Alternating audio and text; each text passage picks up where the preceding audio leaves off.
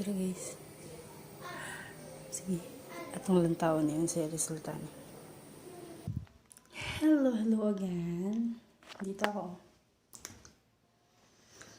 Ngayon, kasi hindi nila ako binigyan, gumawa ako ng yun sa akin.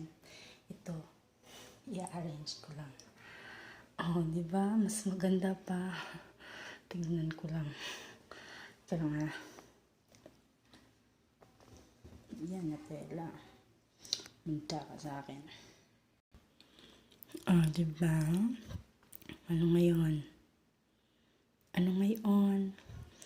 Kasi hindi nga ako mahilig sa strawberry, so isa lang kinuha ko. Hanggang saan?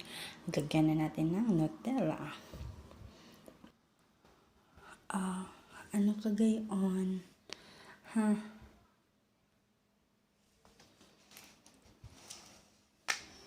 Tignan natin.